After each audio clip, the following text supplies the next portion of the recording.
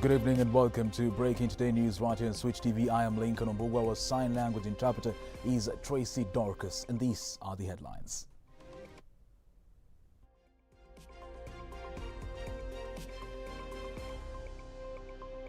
To thank sincerely the County Assembly of Kirinyaga, first for passing unanimously this constitutional amendment bill on the BBI.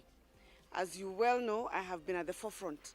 Super Tuesday indeed, as more than 15 county assemblies passed the BBI Bill, surpassing the 24 assemblies threshold. That even though we have complied with the court orders and that we are going to resume duty.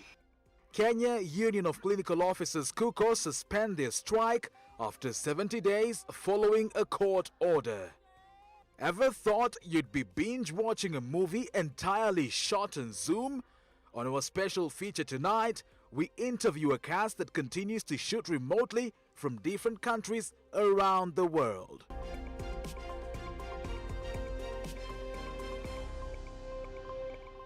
You can now watch your favorite programs on the following platforms: on Zuku's Signet Channel 53 or Azam Channel 338. You can also catch our episodes on our website www.switchtv.ke, Switch TV News YouTube channel, or download the Switch TV app on Google Play Store or the App Store. Send in your feedback to our SMS line 111 444 111. Now the top stories tonight. 38 county assemblies after they passed the Building Bridges Initiative bill after a day of county assembly sittings across the country, including several central Kenya counties. More than 20 county assemblies approved the bill in what was termed as a Super Tuesday. So far, only Baringo County has dismissed the bill. Namikane Samuel reports. After the raging BBI debate in county assemblies today, 30 counties have now approved the BBI bill. Leo tulikuwa tunapitisha mswada ama motion ya BBI. Tulikuwa na public participation.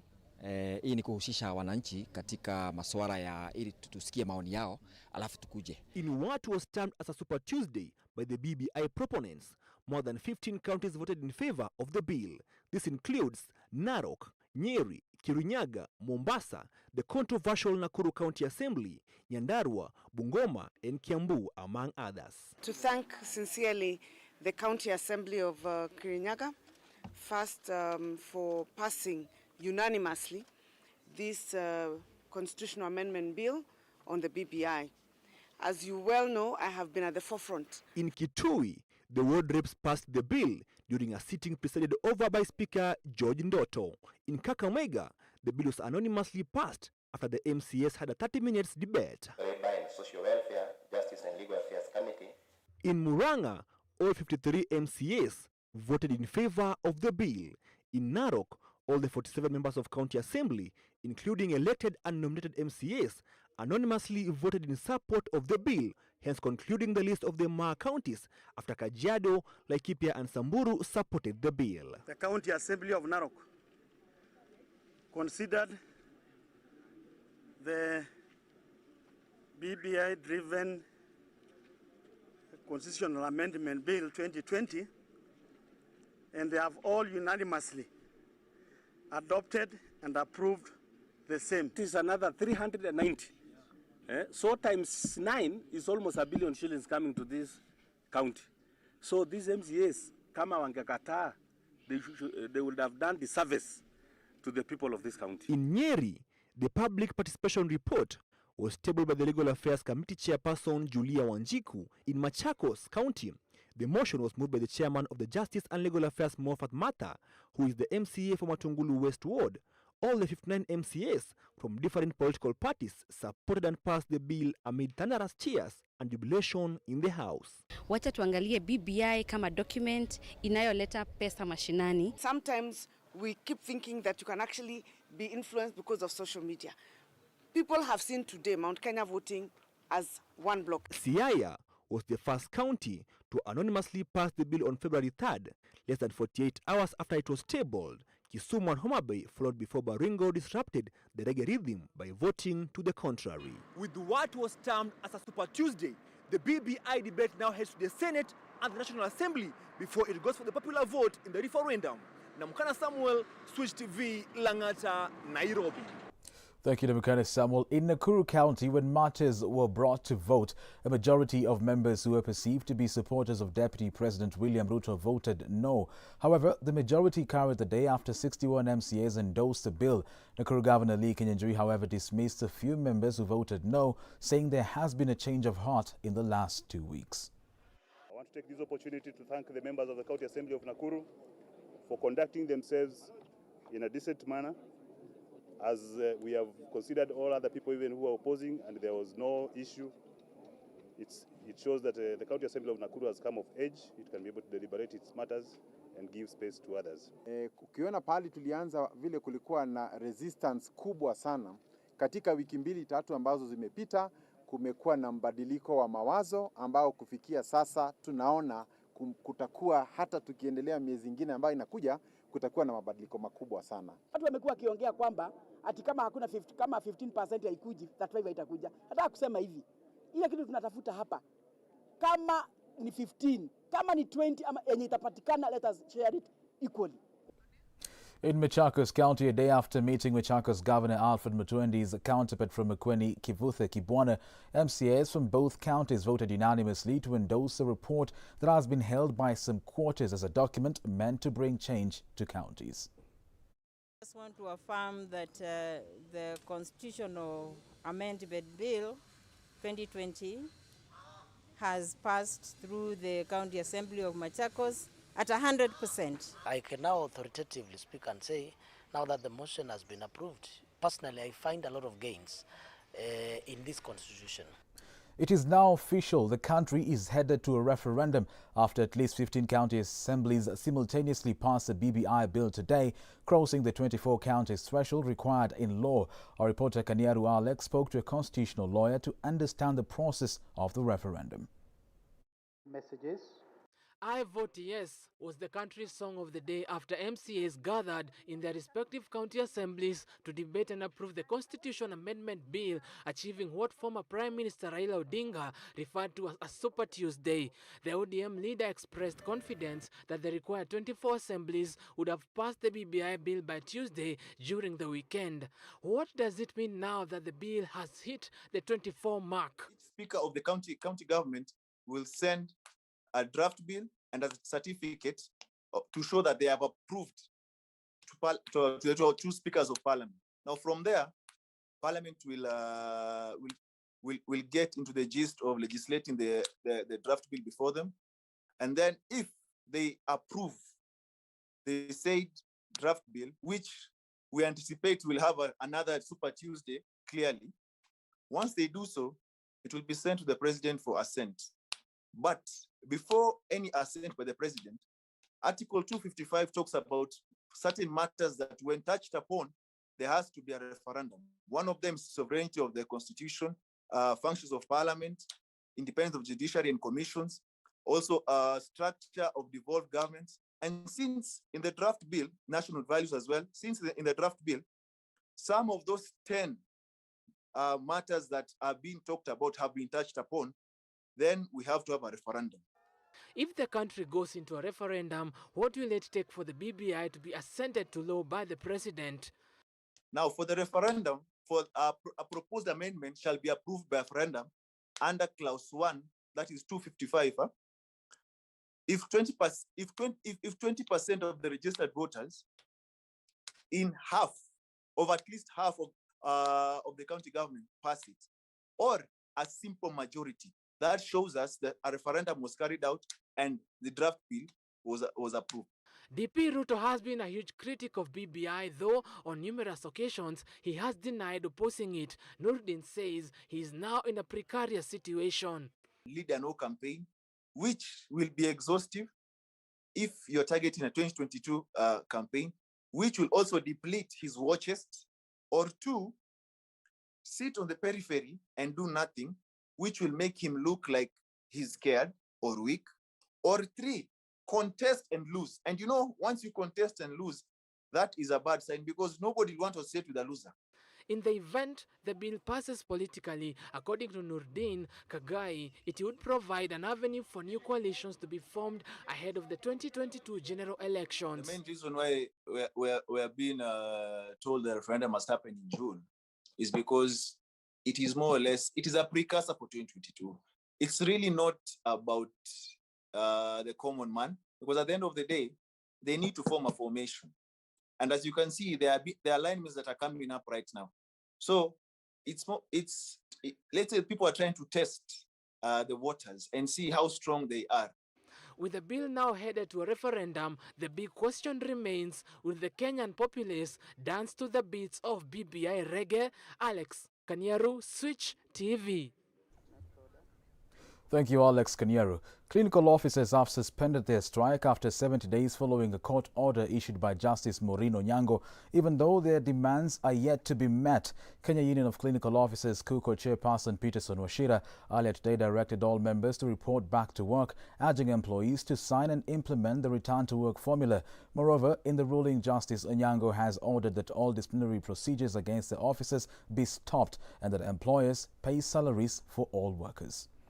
Moving on, Maendeleo Chap candidate in the Machakos Senate race, Mutua Katuku, has pledged to ensure the numerous land disputes in the region are addressed when elected senator. Katuku said the controversial KBC land dispute and pitting the local community against the government, Mukamaku and Kianzavi societies conflicts will be given priority to ensure residents are not deprived of their rightful ownership. Katuku, who intensified his campaigns across Metungulu West Ward, said he will lobby for more resources from the development partners to empower women and youth through interest-free table banking. Machakos Deputy Governor Francis Maliti, who accompanied Katuku, urged voters to ensure they elect a qualified candidate to the Senate.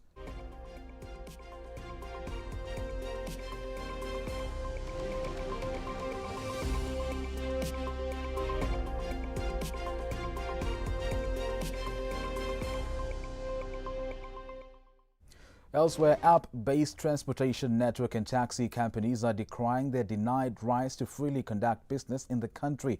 The workers, who include drivers of PSVs such as Little Cab, Bolt, Taxify, among others, claim that the Nairobi Metropolitan Services officials have been harassing them in the CBD, denying them rights to either pick or drop their customers in the Central Business District. They are now demanding the intervention of both the county and national government. Robert Ouma with the details. The app-based transport network and taxi companies that operate locally include Taxify, Bolt, Little Cab, among others. These companies have been playing a crucial role in the transport sector. According to drivers from these app-based transport network and taxi companies, harassment from the Nairobi Metropolitan Services official derailed their performance. Haya, usiposhikwa wanachukua picha ya number plate yako ya gari. Alafu wanakutumia message ya kwamba wanakudai ulipe parking. Most of them have been victims of towing from NMS without any valid reasons. Juu hatujapatiwa designated places, kama unaona ni vizuri waseme kama ni mahali fulani imetengewa umba, zinashukisha hapo. Kama ni venye wanafanyaka kwa hizi stage za matatu. They claim that they receive notification almost on a daily basis to pay for parking fee even on days they're not working. Najua tu gari hizi za private ikishukisha ama ikibeba hakuna kitu inafanywa, lakini wewe ukionekana PSV uonekane tu umesimama, hata kama ni tuseme ni mteja umeshukisha na unangojea kulipe pesa, wewe unafungwa na breakdown na unapelekwa ndani. The Secretary General of the App Companies Association, Wycliffe Alutalala, is now calling on the government to ease operations on this important sector in the transport system. It's about time that things changed, because at the end of it all, their livelihoods that are at stake, and it's about time we took action. This comes days after the UK government declared all Uber drivers official workers, the move that has made the officials to push for the government to embrace the same. It is high time the CS for Labour in this country, Mr. Chelugui, to move with speed and ensure that the Kenyan drivers who are working for Uber and all the other companies start enjoying their social protection benefits. The officials are now saying that the economic visions of this country will only be achieved if the government provides a peaceful and working condition for all sectors. Robert Ouma, Switch TV, Nairobi. With Robert Oma's story, we now take a short commercial break. Stay tuned. We'll be back with more.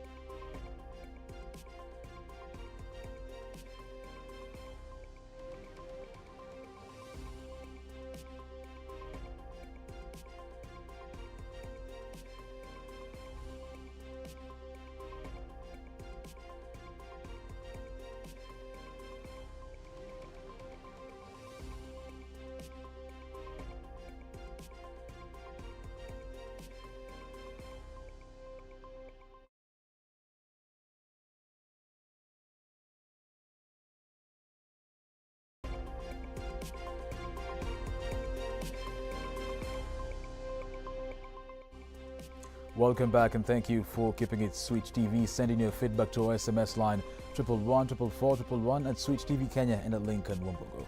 As COVID-19 continues to wreak merciless havoc across the globe, the film industry has been hardest hit, but that remains subjective. Our reporter Daniel Karaoke narrates how the cast of a virtual series called Virtual Colleagues moved from auditioning, rehearsing, shooting and getting interviewed only through Zoom. And not only is it the first of its kind, but what stands out is that most of the movie was shot from different countries across the world.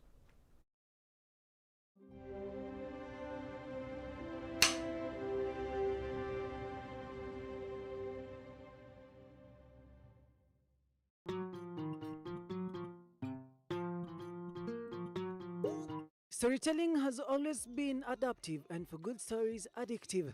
Nevertheless, the onset of COVID-19 pandemic brings a halt to many things, including paralyzing the film industry, where cinemas are now dark, people are isolated, and some cast members on a forceful break. We head out to meet the amazing cast starring in an all-new virtual comedy series titled Virtual Colleagues that is solemnly shot on Zoom. So when are you telling the rest of the team the company is on the verge of bankruptcy? Zoom Company was launched in 2012 as a cloud-based platform for video, voice and content sharing for businesses and organizations. Now, not only is it used for holding online classes, but also a natural medium and a new home for filmmakers. What's unique about this is that, yes, Juliana, I, and Vanessa are all in the UK, but then Kevin and Brian are in different parts of Africa. And we've all come together. And yes, I know Juliana, we have a personal relationship, which is great. But the cast, we have not met, apart from Zoom. So it would be very interesting to see if after maybe season 5, who knows, God forbid, let me not say that. But it would be interesting to see what happens when we all actually come into a room and meet. Physically meet each other. Yeah. It was original. It is not only the humor and stories that stand out, but their uniqueness in this new form of film, which they hope would go on even after COVID-19. Disruptive.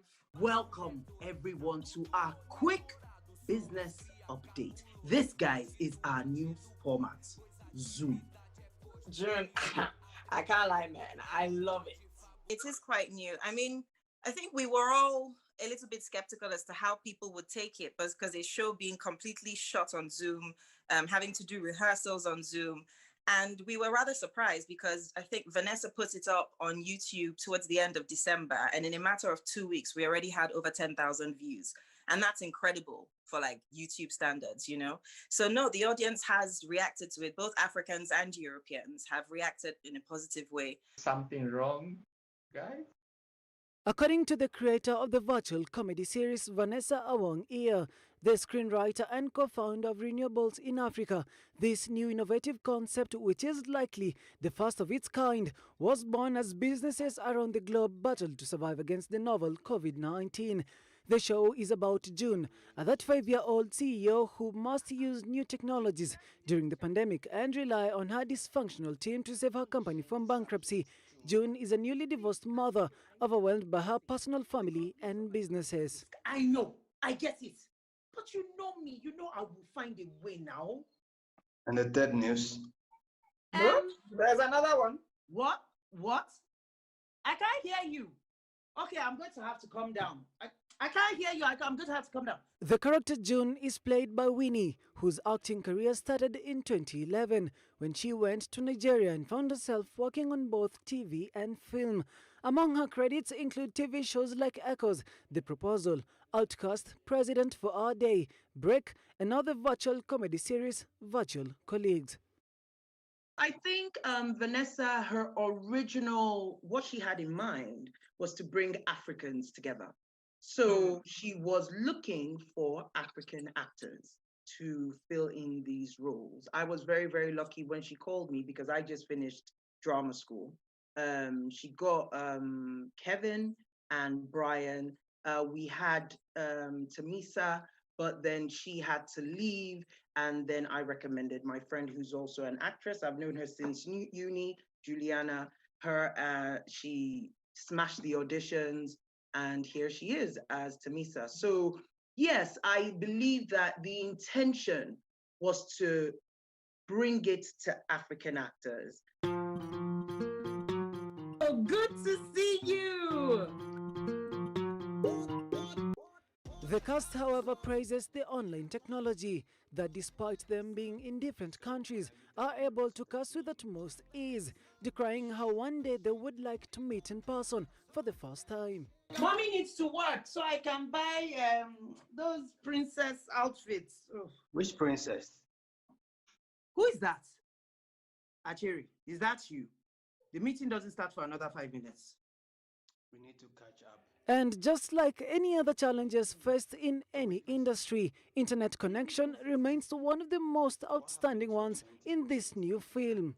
So I met Vanessa, the writer and the creator of the show, on LinkedIn a few months back. And she told me... That's Brian Angels, and he just freezed. He plays Achere in Virtual Colleagues. He is known for his role in movies like Beast of No Nations, which stars popular Hollywood actor Idris Elba. He has also featured in Barrel of Kojo, among others. Oh, crap. Are you okay, Tamisa? I stepped on dog's poo. Juliana Anuli, who plays Tamisa, describes how she was skeptical at first when she heard of the idea, as it was something unheard of. Further describing among the challenges they face is having rehearsals through Zoom. We've had to kind of improvise ourselves to make sure like the voice is of a certain standard, you know, like getting out the mics. It'd be very difficult for Vanessa, who is funding this by her own pocket, to get us all the material we need. So I think those are the challenges that we've had. But then we have such a dedicated team. What's wrong with you people? From Congo, UK, and to home, the Pan-African virtual series couldn't miss a taste of Kenyan culture. Here's Kevin Osoro, who plays the character Kofi. She's not a fish, and I'm not a fish either. So why? What's the whole point? Yeah. And we all know, like in Africa, you know, like the women gender rule. Also here in Kenya, this is something that's been discussed like for a million years, and nothing is really working out. Okay. Tamisa, are you naked? What do you think? New hit African comedy series Virtual Colleagues Episode 1 and 2 have already been uploaded on YouTube with a whooping viewing. I was not naked. Anyway, it's very hot in Ghana. And it's hot area in Africa. From the big screen to the small screen to the virtual screen, one thing is constant. People have the need for a shared experience. And as COVID-19 continues to wreak merciless havoc across the globe, the film industry was not spared a dime. Now, so we're seeing some casts continuing with their normal productions in studios, but under strict COVID-19 protocols. But for the virtual colleagues, they don't need that. They choose to do it like nobody else, via Zoom. Daniel Kariuki for Switch TV, Nairobi, Kenya.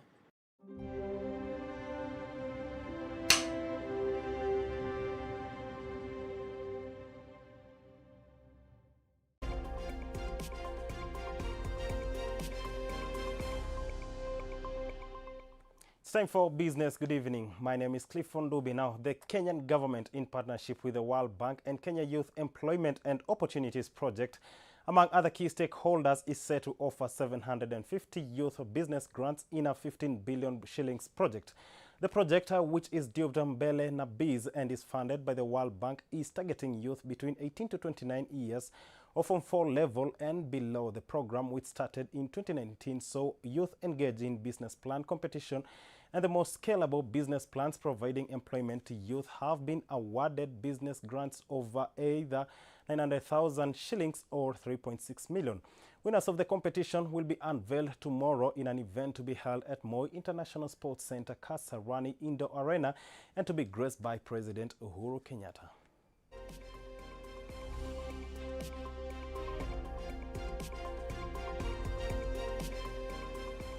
To some other news, the government is moving towards commercialization of BT maize following the last stretch of the open field trials. The teller BT maize variety, if adopted, can help farmers double their yields. Speaking during an open field trial for BT maize in Thika, Agriculture and Crops Principal Secretary Professor Hamadi Boga said the country is just a step away towards commercialization of BT maize. We cannot also forget that our farmers, because of the infestation with pests and the struggle with the drought or even low soil moisture and low soil carbon, the yield gap is too big. So the 1.5 is average. Some get 0.5, some get 0.8. The very good ones in Italy probably will make it to 3. And that's why you get to the 1.5. But if you are supposed to get 5 in an acre and you're getting 1.5, this is a loss. This is a loss which you can mitigate through the adoption of technology. you can see the one that we have, the gene that is inserted, the gene that we have from a bacteria that we have used in this country for many years as a biocontrol and also a pesticide. You can see there is minimal damage. So this means that we'll be able to help our farmers to move away from the 7 bags that they harvest in an acre to more than 20 bags in an acre, and that means this country can be able to realize more than 50 million bags in a year. And finally, Ida Odinga has challenged Migori County residents not to dwell on one type of farming, but instead embrace other farming activities which will make their land productive. While speaking during the launch of Oyani Dairy Cooperative Society, Ida noted that Migori County is fit for dairy farming, but this economic activity is underutilized. In attendance was Director for Livestock and National Government, Dr. Roslyn Wambugu, who used the occasion to donate artificial insemination kit materials worth 250,000 to cooperative farmers at Oyani, further urging area farmers to embrace modern breeding and feeding for best results. I'm happy because we have brought in this AI kit that will enable you to choose the kind of calf that you have. We need to take notice that this is in line with the MIGORI Dairy Strategic Plan of 2020 to 2024, and also in line with the County Integrated Development Plan on Livestock Improvement. And that story from Migori County brings us to the end of business news this Tuesday. Let's do this tomorrow. Same time, same place. God bless. Up next is sports news. It's Champions League night, so you know what to do. We shall be giving you all the latest news tomorrow. Betting company Melbet has today launched their partnership with Wadao Premier League, set to kick off this Saturday at Strathmore Sports Complex. The league will incorporate teams consisting of professional footballers and players from other professions. Other companies present in today's launch include Coca-Cola, MultiChoice, Kombora, Evolve and participating teams. During the launch, Multibet communication manager Charlene Adede handed over the official league ball and kits for the league.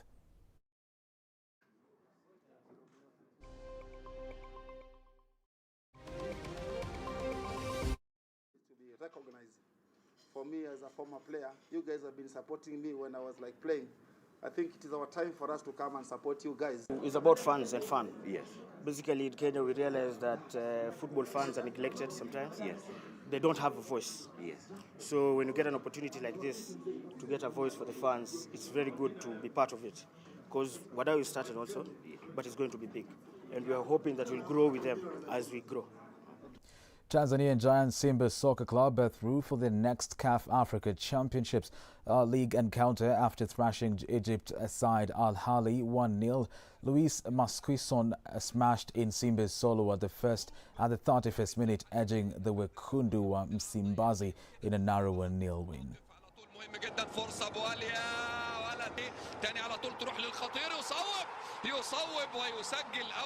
Kenya Premier League giants Gor Mahia are facing a heavy fine and ban from CAF after their players attacked the match referee at the end of their return leg at National Hero Stadium in Lusaka.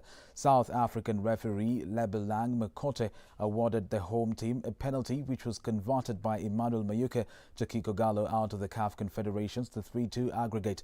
Gor has, however, responded with a statement from the club Secretary General Samu Chola defending their players and has insisted on taking a legal redress to address the matter. Well, that sports story wraps up our news broadcast tonight. Many thanks for watching. I am Lincoln Mbogwa. Our sign language interpreter is Tracy Dorcas. Good evening.